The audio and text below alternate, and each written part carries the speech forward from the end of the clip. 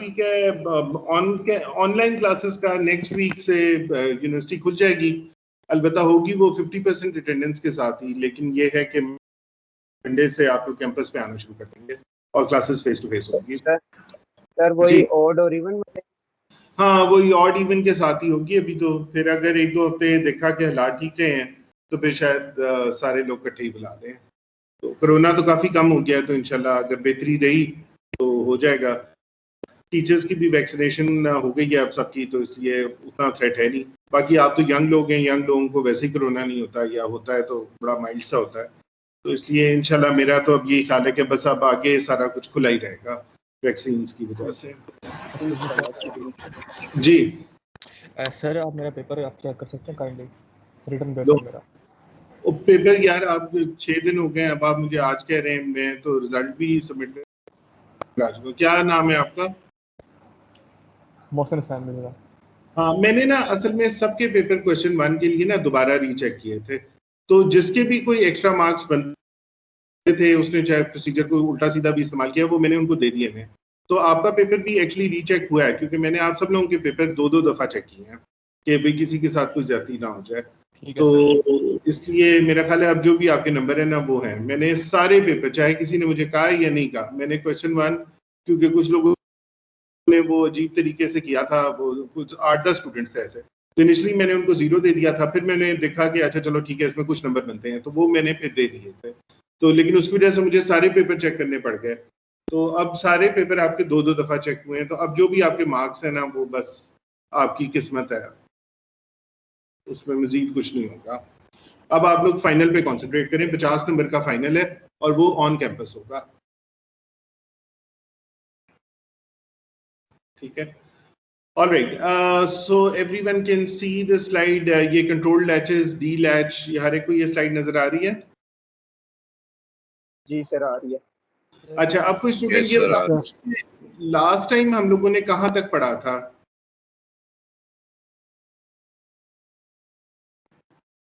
हमने D latch cover कर लिया था या नहीं किया था? सर नहीं किया था, ये स्टार्ट था वो। सर ये नहीं किया था, मल्टीप्लेक्स से पढ़ा था सर। ये नहीं किया सर। ओ मल्टीप्लेक्स का सिलेबस फाइनल में नहीं होगा क्या सवाल है? सर मिड्स का सिलेबस फाइनल में तो ऐड नहीं होगा ना? नहीं होगा, फाइनल कॉम्प्रिहेंसिव होता है और हर सब्जेक्ट का कॉम्प्रिहेंसिव होता है, सिर्फ मेरे का नहीं होता, हर सब्जेक्ट कॉम्प्रिहेंसिव होता है। सो मिड से पहले का भी आएगा, मिड के बाद का भी आएगा। अच्छा, ये हमने कर लिया था ऐसा लैच। 4 चैप्टर से होगा ना, यानी कि स्टार्ट क्या? हाफ चैप्टर 4 चैप्टर से फाइनल में होगा ना? नहीं, फाइनल कॉम्प्रिहेंसिव होगा चैप्टर 1 से लेके एंड तक। सर फर्स्ट सेमेस्टर में तो ऐसा नहीं था हमारे साथ। क्या नहीं था? जो फाइनल में हमने पढ़ा था ना वो ही आया था बस। नहीं वो गलत है। ना सवाल ही पैदा नहीं होता, ये बिल्कुल कॉम्प्रिहेंसिव होता है। सर पिछली बार भी यही हुआ था कि मिड से आगे वाला ही आया था डीएलडी में। यार वो अगर किसी ने किया है तो उसने गलत किया है, ठीक है? इट इज अगेंस्ट यूनिवर्सिटी पढ़ाई थी सर, डीएलडी आपने पढ़ाई है सर। हाँ, तो डीएलडी में मैंने उससे पहले भी दिया था। नहीं सर, आपने सर मिड से आगे वाला ही दिया था। नहीं वो वेटेज एक क्वेश्चन था आया हुआ के मैम में से बस। हर बार ही सर इस तरह ही होता है कि मिड से आगे वाला ही आता है सर। नहीं वो इसलिए होता है, ओ यार सुन लो ना बात, वो इसलिए होता है क्योंकि आपकी वेटेज जो है ना टीचर ज्यादा दे देते हैं मिड के बाद को। तो मसलन 4 सवाल थे तो 3 मिड के बाद के दे दिए, 1 मिड से पहले का दे दिया। तो इस तरह होता है, लेकिन ये कि बिल्कुल ही मिड से पहले कुछ नहीं आता, ये नहीं होता। और अगर कोई ये कर रहा है तो वो गलत कर रहा है। पॉलिसी यूनिवर्सिटी की बिल्कुल क्लियर है कि फाइनल जो होता है वो कॉम्प्रिहेंसिव होता है। हाँ, कोई टीचर जो है वो ज्यादा वेटेज दे दे मिड के बाद को, तो ये उस टीचर की मर्जी है, लेकिन वो ये नहीं कह सकता कि मिड से पहले का कोर्स आप निकाल दें, वो इंक्लूडेड रहता है, ठीक? अच्छा, ऐसा लैच विद कंट्रोल इनपुट, ये तो हम लोगों ने कर लिया था ना?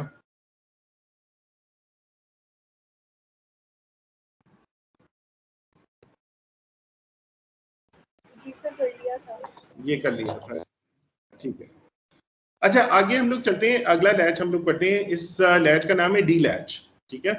सो डी लैच जो है वो हम लोगों ने किस तरह बनाया है कि डी लैच जो है वो हमने वही एक ऐसा लैच लिया है जिस तरह से कि हमने पहले लिया था, और उसके साथ ये 2 एंड गेट्स और एक इन्वर्टर ऐड किया, ठीक है। और तो 2 एंड गेट्स की एक इनपुट तो क्लॉक से ही आ रही है और दूसरी इनपुट जो है वो आ रही है डी।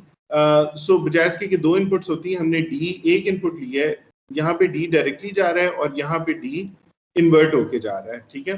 तो इसका डी लैच का सबसे पहली चीज तो ये है कि इसकी सिर्फ एक इनपुट होती है और उसको हम लोग डी इनपुट कहते हैं, और इसकी आउटपुट होती है क्यू। क्यू बार जो होती है किसी भी लैच में वो सिर्फ ऑपोजिट होती है क्यू के, यानी वो उसका इन्वर्स होती है। अच्छा, अब डी जो है यहाँ पे D stands for data, data input, right. तो अगर इसका हम ट्रुथ टेबल जो है वो देखें तो वो इस तरह से है कि जब तक तो क्लॉक 0 है, when clock is low, D don't care है, मीनिंग के डी पे 1 हो या 0 हो, वो प्रीवियस स्टेट जो भी क्यू उस पे पहले से जो भी डेटा था ना, वो उसको रिटेन करके रखेगा जब तक के क्लॉक लो रहेगी। डेटा पे मैं 1 दूं 0 दूं, आउटपुट पे कोई फर्क नहीं पड़ेगा, आउटपुट जो है वो अनचेंज रहेगी, वो अपनी प्रीवियस वैल्यू को सेव करके रखेगा। ये आपका मैसेज है, मेरा है। क्लास का लिंक शेयर कर दो फैमिली। क्लास का लिंक ही नहीं है अभी तक किसी के पास, ऐसे भी स्टूडेंट्स हैं। अच्छा, ओके।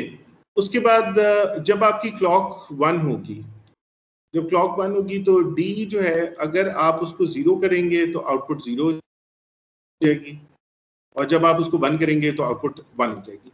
जब आउटपुट 0 होती है तो इस स्टेट को हम लोग कहते हैं रीसेट, और जब आउटपुट 1 होती है तो हम उसको कहते हैं सेट, ठीक है। तो क्या कर रहा है कि ये लैच डेटा को फॉलो कर रहा है, यानी जो भी डेटा आप इसको 0 देते हैं तो आउटपुट पे 0 आ जाता है, इसको 1 देते हैं तो ये आउटपुट के ऊपर 1 आ जाता है। आप इसमें कोई भी डेटा सेव करवा सकते हैं, और जब क्लॉक 0 होती है तो ये अपना प्रीवियस डेटा सेव करके रखता है। तो इसमें जो भी डेटा आपने लिखवाना हो वो डेटा पे आप दे दें, 1 लिखवाना है तो 1 दे दें, 0 लिखवाना है तो 0 दे दें, और उसके बाद वो इसमें सेव हो जाएगा हमेशा के लिए, ठीक है। तो ये है, इसलिए इसको हम लोग डेटा लैच कहते हैं। नॉर्मली हम अपने कंप्यूटर्स के अंदर जो डेटा और बिट्स सेव कर रहे होते हैं वो इस लैच के अंदर ही सेव कर रहे होते हैं, तो इसमें एक बिट सेव हो जाती है। इस तरह के अगर हम 8 लैचेस ले लें इकट्ठे तो हमारी जो है वो 8 बिट सेव हो जाएंगी, यानी कि एस्की का पूरा एक अल्फाबेट जो है ना वो इस तरह के 8 लैचेस में सेव होगा, ठीक है। Any questions on this?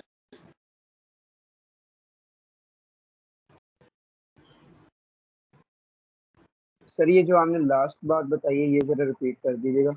वो देखिए, अब एस्की कोड है ए का, लेट्स से एस्की कोड ए का है 10111111। मैं एग्जांपल दे रहा हूँ, ठीक है। ये इसकी 7 बिट्स हैं, तो एक बिट जो है ए की वो मैं यहाँ पे 1 लिखवाऊंगा, फिर एक और लैच लूंगा उसमें 0 लिखवाऊंगा, फिर एक और लैच लूंगा उसमें फिर 1 लिखवाऊंगा, एक और लैच लूंगा। तो ये जो सारी 7 बिट्स हैं इसके लिए मुझे इस तरह के 7 लैचेस चाहिए, तो उन सब के अंदर वो डेटा सेव हो जाएगा, और वो जब मैं उसको उन बिट्स को रीड करूंगा तो वो कोड आएगा, और उस कोड से मुझे पता लग जाएगा कि अच्छा इन लैचेस के अंदर ए लिखा हुआ है, ठीक है। क्लियर हुआ? इस तरह डेटा लिखवाते हैं हम। Okay sir. हाँ, तो आप सोचेंगे सिर्फ ए लिखने के लिए आपको 7 लैचेस चाहिए या 8 चाहिए, क्योंकि पैरिटी बिट डाल दें तो 8 लैचेस चाहिए, और 8 लैचेस में हर लैच में आप देखें 1 2 3 4 5 गेट्स हैं, तो 5 गेट्स चाहिए एक लैच में, तो 5 × 8 इज इक्वल टू 40 गेट्स आपको चाहिए सिर्फ अल्फाबेट ए को कंप्यूटर में स्टोर करने के लिए। 40 गेट्स। सर ये रैम के अंदर काम हो रहा है? ये जो है ना, ये आपके प्रोसेसर के अंदर जो मेमोरी है ना, जो आपकी कैशेस हैं उसके अंदर इस तरह से डेटा सेव होता है। जो रैम होता है वो डी रैम होती है, उसके अंदर सर्किट इससे सिंपल होता है लेकिन तकरीबन इतना ही कॉम्प्लिकेटेड होता है, उसमें गेट्स कम चाहिए होते हैं, तो उसमें पूरा लैच नहीं होता, उसका हम एक बड़ा सिंप्लीफाइड सा वर्जन बनाते हैं। वो इंशाल्लाह कंप्यूटर आर्किटेक्चर में आप पढ़ लेंगे, लेकिन हाँ तकरीबन आप कह सकते हैं। तो आप सोचें कितने ज्यादा गेट चाहिए डेटा, यानी ये सिर्फ ए को सेव करने के लिए इतना बड़ा सर्किट चाहिए। तो आपने अगर लिखना है अपना एनी वर्ड, मतलब आपने लिखा एनी, तो आपको 8 लैचेस इसके लिए चाहिए, फिर 8 इसके लिए चाहिए, फिर 8 इसके लिए चाहिए, तो 24 लैचेस आपको चाहिए और हर लैच में आपके 5 गेट्स इस्तेमाल हो रहे हैं, तो तकरीबन ये कितने बन गए 125 गेट्स के अंदर सिर्फ ये वर्ड एनी लिखा जाएगा। ठीक है, तो आपकी मेमोरी आप सोचें किलो बिट्स में नहीं होती, किलो बाइट्स में होती है, तो कितने ज्यादा।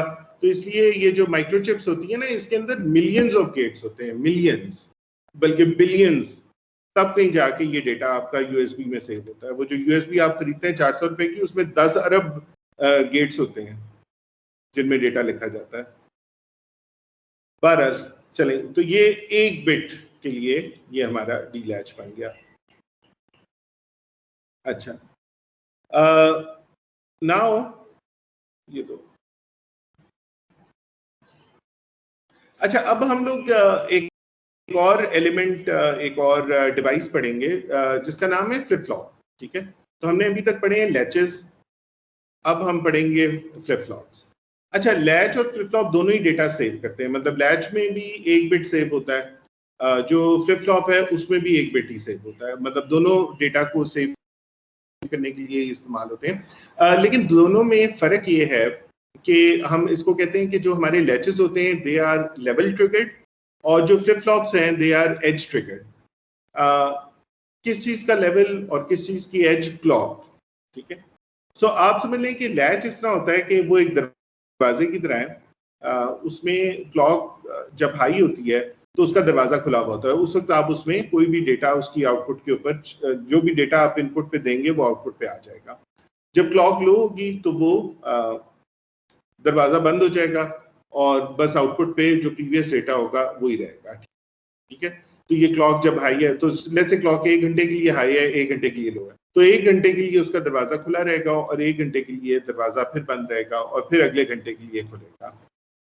तो ये होते हैं लेवल ट्रिगर्ड। अच्छा, जो फ्लिप फ्लॉप्स होते हैं वो एज ट्रिगर्ड होते हैं। वो ये नहीं होता कि दरवाजा पूरा घंटे के लिए खुला रहेगा और घंटे के लिए बंद रहेगा, दरवाजा सिर्फ 1 सेकंड के लिए खुलेगा जो कि इसकी एज होगी, यानी जहाँ पे क्लॉक 0 से 1 पे जा रही होगी या 1 से 0 पे जा रही होगी, सिर्फ वो उतनी देर के लिए उसका दरवाजा खुलेगा और उसमें जो भी डेटा होगा वो आप लिखवा देंगे। उसके बाद उसका दरवाजा बंद हो जाएगा 2 घंटे के लिए, और 2 घंटे के बाद फिर जब अगली एज आएगी तो वो फिर खुलेगा। तो वो एज ट्रिगर्ड है। ठीक है, तो फ्लिप फ्लॉप्स जो होते हैं वो होते हैं एज ट्रिगर्ड और लैचेस होते हैं लेवल ट्रिगर्ड। और इसके अंदर हमारे पास 2 एजेस होती हैं क्लॉक में, एक को हम लोग कहते हैं राइजिंग एज और एक को कहते हैं फॉलिंग एज या पॉजिटिव एज। तो जो राइजिंग एज होती है उसको हम लोग कहते हैं पॉजिटिव एज ट्रिगर्ड, यानी कि पॉजिटिव एज से मुराद है कि ये क्लॉक लो से हाई की तरफ जा रही थी। नेगेटिव एज ट्रिगर्ड होता है जिसमें क्लॉक हाई से लो की तरफ जाती है, लेकिन डेटा सिर्फ आप उस वक्त लिखवा सकते हैं जब आपके पास ये एज आती है, जबकि लैच में आपके पास बहुत ज्यादा टाइम होता है डेटा लिखवाने के लिए। आपके पास पूरी लेवल क्लॉक की हाई फेज या लो फेज में से टाइम होता है, इसमें सिर्फ एज होती है। ठीक है, ये क्लियर है? अगर इस पर कोई क्वेश्चन है या कंफ्यूजन है तो पूछ लें, ये इंपॉर्टेंट कॉन्सेप्ट है।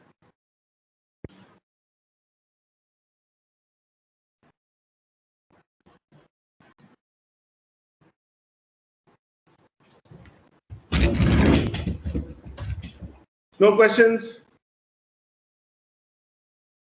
No sir. सर जी फ्लिप फ्लॉप का सर बता दें, ये 1 सेकंड के लिए ओपन होगा ना? बस सिर्फ जब ये एज आएगी, बस ये उस वक्त जो भी इसकी इनपुट पे डेटा होगा ना वो इसमें सेव हो जाएगा। तो समझ लें कि ये इस तरह है कि लैच इस तरह है कि मेरी क्लास थी 1 घंटे की। ठीक है, मैंने कहा ये मेरी पूरी क्लास थी 1 घंटे की। ठीक है, अगर मैं लैच हूं ना तो मैं कहूंगा यार पहले आधे घंटे दरवाजा खुला है, जिसने भी आना है आधे घंटे में आ जाए, ठीक है। लेकिन जो अगला आधा घंटा है उसमें दरवाजा बंद है, फिर मैं किसी को अंदर नहीं आने दूंगा, ओके। ये हो गया मैं लैच। अच्छा, अगर मैं एक फ्लिप फ्लॉप हूं ना, तो मैं ये कहूंगा कि यार ये 1 घंटे की क्लास है, घंटे के सिर्फ जो पहले 2 मिनट है ना उसमें दरवाजा खुला है, उसमें जितने लोगों ने आना है आ जाए, उसके बाद दरवाजा इस वक्त भी बंद है और इस वक्त भी बंद है, और फिर मैं अगली क्लास में 5 मिनट के लिए फिर दरवाजा खोलूंगा 1 घंटे के बाद, ठीक। तो ये फर्क है। सो ये लैच है और ये फ्लिप फ्लॉप है। सर जी ये रियल में क्या होता है? ये उस सेकंड में इंफॉर्मेशन सेव करता है, डेटा सेव करता है, क्या होता है ये? क्या चीज? लैचेस और फ्लिप फ्लॉप डेटा सेव करता है ना, ये भी डेटा सेव कर रहा है। जो स्टूडेंट क्लास के अंदर आ गया वो मेरा डेटा है, वो बस सेव हो गया। अब मैं डेटा को कब तक आने दूंगा? लैच में पहले आधे घंटे आने दूंगा, अगले आधे घंटे नहीं आने दूंगा। फ्लिप फ्लॉप में सिर्फ पहले 5 मिनट में आने दूंगा, उसके बाद पूरा घंटा नहीं आने दूंगा, 55 मिनट। सर ये जो फ्लिप फ्लॉप है इसमें अगर कोई पॉजिटिव एज वाली है तो उसमें नेगेटिव एज वाला नहीं होगा? नहीं, उसमें पे नेगेटिव पे कुछ भी नहीं होगा, नेगेटिव पे भी डेटा नहीं आएगा। Okay sir. जी ओके। सो पहला फ्लिप फ्लॉप जो हम पढ़ेंगे ना आज, वो है, उसको हम लोग कहते हैं master slave D flip flop, ठीक है। Master slave D flip flop इस तरह है कि इसमें हम 2 डी लैचेस लेंगे। लैच तो हमने पढ़ लिया, लैच हमें पता है लेवल ट्रिगर्ड है, लेकिन हम 2 लैच लेंगे। एक लैच जो आगे वाला होगा उसको हम लोग कह देंगे वो स्लेव है, और जो ये पीछे लैच होगा इसको हम लोग कहेंगे ये मास्टर है, ठीक है। डी इसकी इनपुट है, पहले लैच की डी इनपुट है, और इसकी क्यू आउटपुट दूसरे लैच की डी इनपुट के साथ कनेक्ट होगी, और फाइनल मेरी आउटपुट जो है वो क्यू हो जाएगी। और इनकी क्लॉक मैं इस तरह दूंगा कि क्लॉक, एक्चुअल क्लॉक इधर आ जाएगी और क्लॉक इन्वर्ट होके, उल्टी होके इसमें चली जाएगी। तो इसका ये मतलब है कि जब क्लॉक हाई होगी तो ये पहला लैच ओपन होगा। ओपन से मुराद है डेटा इससे इनपुट से आउटपुट पे आ सकता है, लेकिन उस वक्त ये वाला लैच क्लोज होगा। और जब क्लॉक लो होगी तो ये लैच क्लोज हो जाएगा और ये लैच ओपन हो जाएगा। तो उस वक्त जो भी डेटा यहाँ पे पड़ा होगा वो आउटपुट पे अपीयर हो जाएगा, लेकिन फिर चेंज नहीं हो सकता क्योंकि उसकी इनपुट चेंज नहीं हो सकती क्योंकि ये लैच क्लोज हो गया। तो समझ लें कि ये 2 दरवाजे हैं इस तरह के। ये दरवाजा आधे घंटे के लिए खुलता है, लेकिन अगला दरवाजा उस आधे घंटे के लिए बंद होता है। और जब ये बंद हो रहा होता है तो उस वक्त ये खुल रहा होता है। तो सिर्फ 1 सेकंड बीच में ऐसा आता है जिसमें दोनों दरवाजे खुले होते हैं। तो वो एज होती है क्लॉक की जिसके ऊपर आपका जो डेटा है वो सेव हो जाता है, ठीक है। समझ रहे हैं? यानी ये दरवाजा भी आधा घंटा खुलेगा, ये भी खुलेगा, लेकिन दोनों इकट्ठे नहीं खुलेंगे। सो इसका मतलब डेटा यहाँ से यहाँ नहीं जा सकता, थ्रू आउट नहीं गुजर सकता। यार इसको क्लियर करूं। जब ये खुलेगा तो ये बंद होगा, तो डेटा नहीं जा सकता। जब ये बंद होगा और तो ये खुलेगा तब भी डेटा नहीं जा सकता। सिर्फ एक एज ऐसा टाइम होगा जिसमें ये दोनों ओपन होंगे। जब ये दोनों ओपन होंगे तो आपका डेटा आउटपुट के ऊपर आ जाएगा एक तरह से। तो ये है आपका मास्टर स्लेव फ्लिप फ्लॉप, और ये एज ट्रिगर्ड है, यानी ये एज के ऊपर करेगा। तो हम इसकी पूरी टाइमिंग डायग्राम जो है वो देखते हैं। सो सबसे ऊपर अच्छा, ये कॉन्सेप्ट क्लियर हुआ है सब लोगों को कि ये किस तरह से एज के ऊपर काम कर रहा है? Is it clear sir? हाँ सर ये फ्लिप फ्लॉप आप भी यूएसबी स्टोरेज डिवाइसेस में यूज होते हैं?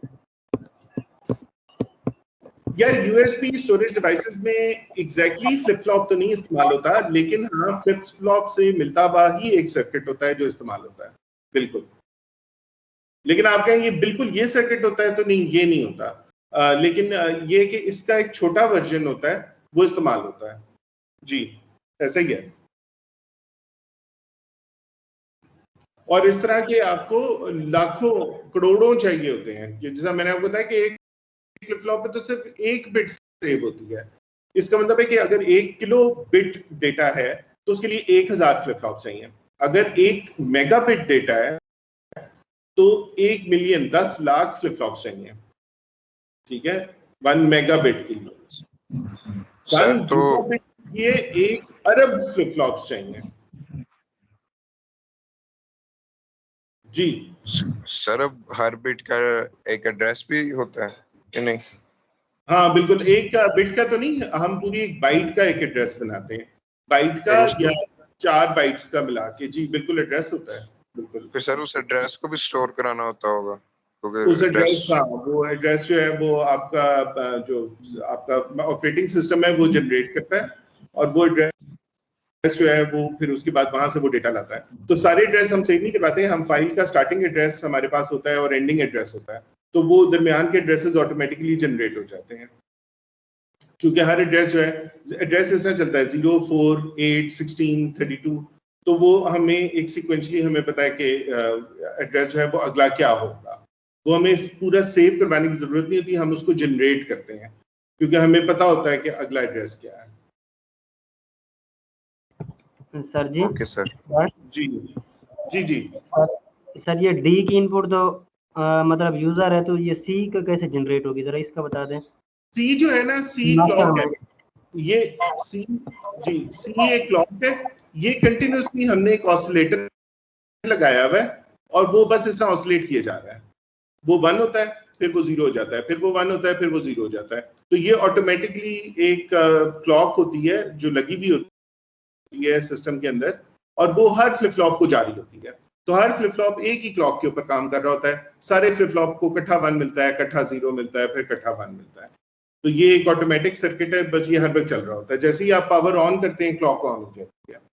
यही वो क्लॉक होती है जो कि आपके प्रोसेसर को आप कहते हैं जी मेरी क्लॉक स्पीड 2 गीगाहर्ट्ज है या 2.4 गीगाहर्ट्ज है, तो वो क्या है, वो ये वाली क्लॉक है। और ये 2 गीगाहर्ट्ज का मतलब ये है कि ये इसका जो है ना, इस तरह के 2 अरब 2 बिलियन साइकिल्स उसके 1 सेकंड में आते हैं, 2 बिलियन पर सेकंड, ये उसकी स्पीड है उस क्लॉक की। इस तरह के हाई और लो 2 अरब दफा वो होती है 1 सेकंड में। जी क्लियर हुआ?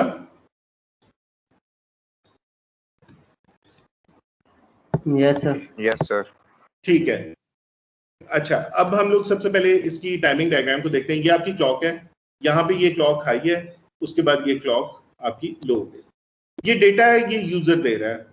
सो यूजर जो है उसने यहाँ पे डेटा को हाई किया हुआ था, फिर डेटा को 0 कर दिया, फिर डेटा 1 हो गया, फिर 0 हो गया, फिर 1 हो गया, फिर 0 हो गया, सो ऑन। ये कोई भी डेटा है जो आ रहा है। अच्छा,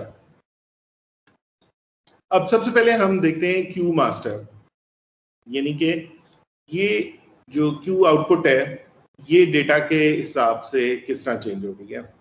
तो ये चूंकि इसको डायरेक्ट क्लॉक जा रही है, तो ये मास्टर जो है इस वक्त खुला हुआ है इसका गेट, और ये समझ लें the door is open for master, क्योंकि मास्टर को पॉजिटिव क्लॉक आई है। तो इसका आप ये देखें कि डेटा जैसे ही उसने यहाँ पे क्लॉक हाई हुई, उसने देखा डेटा क्या था, डेटा 1 था, तो क्यू 1 हो गया। क्लॉक हाई थी, उसके बाद डेटा 0 हो गया, तो क्यू भी 0 हो गया, अंटिल ये यहाँ पे फिर डेटा 1 हुआ, तो क्यू फिर 1 हो गया। अच्छा, अब उसके बाद आप देखें डेटा फिर चेंज हो रहा है यहाँ पे, लेकिन अब क्यू नहीं चेंज हो रहा। क्यों नहीं चेंज हो रहा? क्योंकि क्यू अब ये क्लॉक का लो फेज स्टार्ट हो गया है, अब ये मास्टर का दरवाजा बंद हो गया है। तो लो फेज स्टार्ट होने के बाद क्यू चेंज नहीं हुआ, और क्यू अब कांस्टेंट 1 के ऊपर गया, यानी जो भी उसकी आखिरी वैल्यू थी क्लॉक हाई होने तक, जो भी डेटा मैं दे रहा था वो डेटा ले रहा था। उसके बाद अब वो फर्दर चाहे मैं डेटा को जो मर्जी चेंज करता रहूं, क्यू के ऊपर कोई फर्क नहीं पड़ा, क्योंकि लो फेज स्टार्ट हो गया। सो हाई फेज में क्यू चेंज हो रहा था, डेटा बिल्कुल डेटा के साथ साथ चेंज हो रहा था, लेकिन जब लो फेज आया तो क्यू चेंज होना बंद हो गया। यहाँ तक क्लियर हो गया सबको? सर थोड़ी सी कंफ्यूजन है। हाँ बताएं सर। फ्लिप फ्लॉप में तो हम जब एजिस पे होते हैं तब चेंज कर रहे हैं, लेकिन हम ये तो ऊपर की तरफ सारा हाँ, चेंज करेंगे। ये देखें, ये मैं आपको बता रहा हूँ ना, ये अभी ये तो लैच ही है, ये भी 2 लैच है, इन दोनों का नेट रिजल्ट जो है वो फ्लिप फ्लॉप होगा। तो अभी तो हम सिर्फ इस क्यू को पढ़ रहे हैं, ये तो लैच है, तो इसने तो यही करना था जो मैंने आपको बताया है, ठीक है। लेकिन ये इस पूरे डिवाइस की फाइनल आउटपुट नहीं है, इस डिवाइस की फाइनल आउटपुट ये है। तो हमने देखना है कि ये कब चेंज होगा, ठीक है। तो ये लैच है, ये ठीक है, इसने यहाँ पे ये सारे चेंजेस किए और ये क्यू इस तरह से बन गया, ठीक है। लेकिन अब मैं इंटरेस्टेड हूँ क्यू स्लेव में। ना क्यू स्लेव जो है वो फर्स्ट ऑफ ऑल तो वो ऑन कब होगा, जब क्लॉक लो होगी। लैच ही है ना, क्लॉक लो क्यों होगी, क्योंकि क्लॉक इन्वर्टर से आ रही है इसकी। तो ये यहाँ पे ये बंद था, जो स्लेव था वो यहाँ पे बंद था, यहाँ पे स्लेव ओपन हो गया, ठीक है। और यहाँ पे मास्टर ओपन था, यहाँ पे मास्टर ओपन था, लेकिन स्लेव बंद था। सो अगर मैं देखूं तो मेरी जो क्यू स्लेव है उसकी वैल्यू बिल्कुल चेंज नहीं हुई इस थ्रू आउट इस दौरान। हालांकि क्यू मास्टर जो था वो चेंज हो रहा था, यानी ये क्यू इसके डेटा को जा रहा था और ये चेंज हो रहा था, लेकिन क्यू स्लेव जो है वो चेंज नहीं हुआ क्योंकि ये बंद था, ठीक है। अब जब स्लेव ओपन हुआ है यहाँ पे, तो उसने ये देखा है कि इस पॉइंट के ऊपर क्यू की क्या वैल्यू थी। सो क्यू इस पॉइंट के, इस एज के ऊपर क्यू जो था वो 1 था, तो उसने ये 1 की वैल्यू आउटपुट के ऊपर दे दी, ओके। और अब मजीद ये चेंज नहीं होगा क्योंकि अब इसकी इनपुट चेंज नहीं हो रही, क्योंकि जो आपका मास्टर है वो बंद हुआ है, वो थ्रू आउट 1 है, तो ये इधर 1 ही रहेगा। सो इफेक्टिवली क्या हुआ है कि उसने सिर्फ ये देखा है कि डेटा की क्या वैल्यू थी इस एज के ऊपर। इस एज पे अगर डेटा 1 था, ठीक है, तो इसने ये 1 सेव कर लिया। अगर इस एज के ऊपर डेटा 0 होता तो ये 0 सेव कर लेता। लेकिन उसके अलावा डेटा की जो भी वैल्यू थी जब ये लो था, या डेटा की जो भी वैल्यू बाद में आई जब ये हाई था, उसने कोई इफेक्ट नहीं किया मेरी फाइनल आउटपुट को। मेरी फाइनल आउटपुट है क्यू स्लेव, उसको उसने इफेक्ट नहीं किया, वो 1 ही रहा। तो उसने सिर्फ ये देखा कि डेटा का इस एज के ऊपर क्या वैल्यू है, और इस एज पे जो भी वैल्यू थी वो वैल्यू उसने सेव कर ली। तो ये दोनों लैचेस थे, लेकिन जब मैं इनको इस तरह कनेक्ट करता हूँ तो ये एक फ्लिप फ्लॉप बन जाते हैं।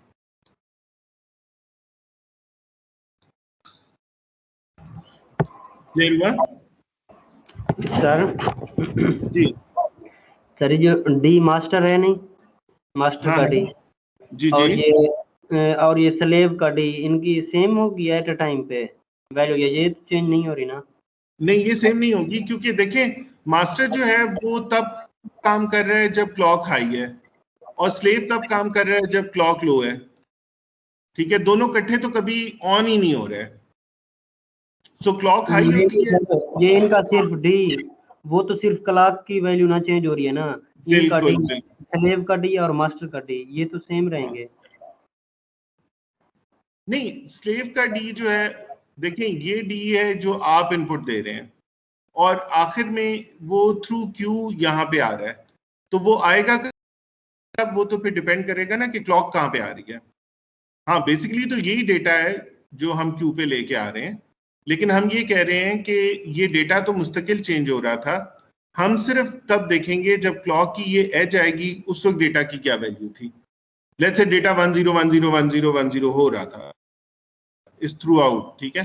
बट मैंने सेव क्या करना है उसमें से, मैंने सेव वो करना है कि डेटा की वो वैल्यू जो इस एज पे थी, अगर 0 थी तो 0 सेव करना है, अगर 1 थी तो 1 सेव करना है। ना मुझे कोई कंसर्न है कि डेटा की वैल्यू यहाँ इस पूरे फेज में क्या है, ना मुझे कंसर्न है कि इस पूरे फेज में क्या है, मैंने सिर्फ इस वक्त देखनी है क्या वैल्यू। समझ आ गई सर जी। तो वो, हाँ क्लियर है sir? Any question? No sir. तो ये हमारा बन गया डी फ्लिप फ्लॉप, जो कि सिर्फ एज को देख रहा है। सर ये नेगेटिव एज है ना? ये नेगेटिव एज है जी, बिल्कुल, गुड पॉइंट। ये फॉलिंग एज के ऊपर देख रहा है।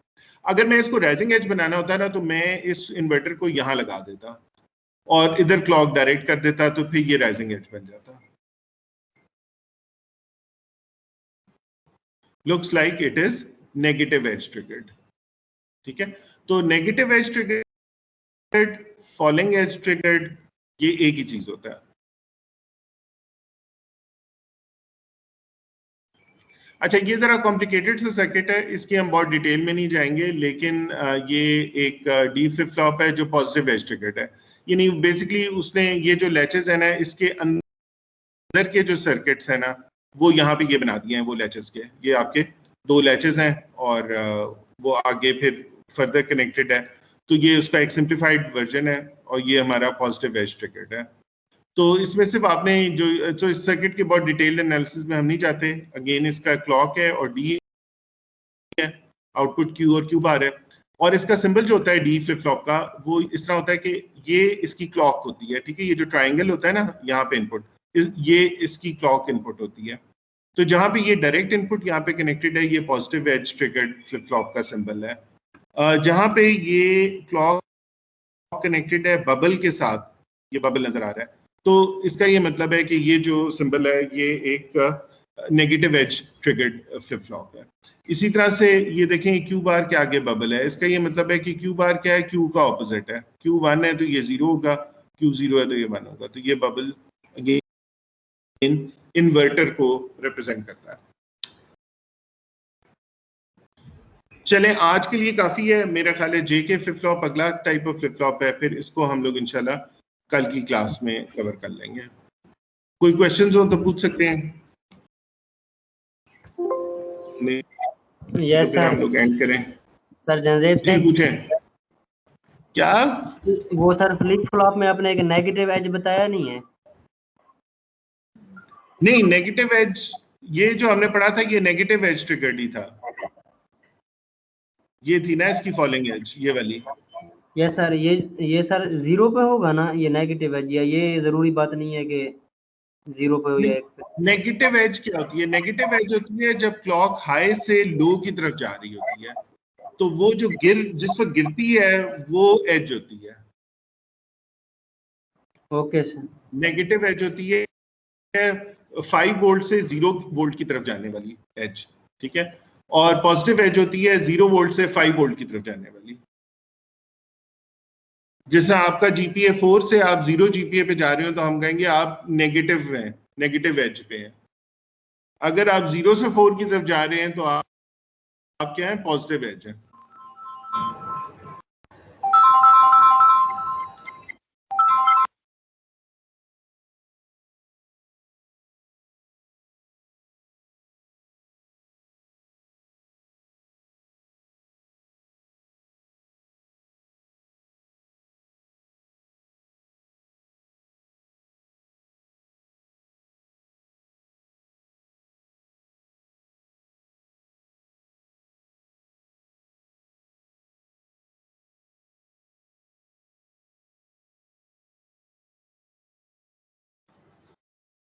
हाँ चलें, और कोई क्वेश्चन हो तो पूछ लें।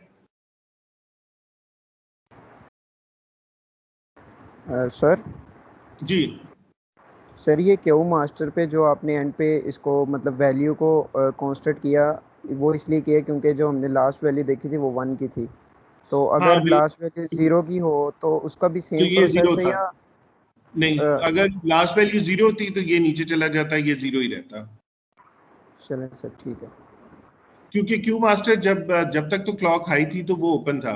अब जब उसके बाद क्लॉक लो हो गई है तो क्यू मास्टर क्लोज हो गया है। तो बस वो जो आखिरी वैल्यू है वो उस पे वो ही रिटेन होगी। 0 होगी तो 0, 1 होगी तो 1। ओके सर, ठीक हो। ठीक है, any other question?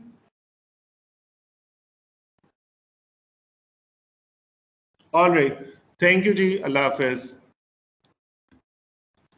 Okay sir, अल्लाह हाफिज़।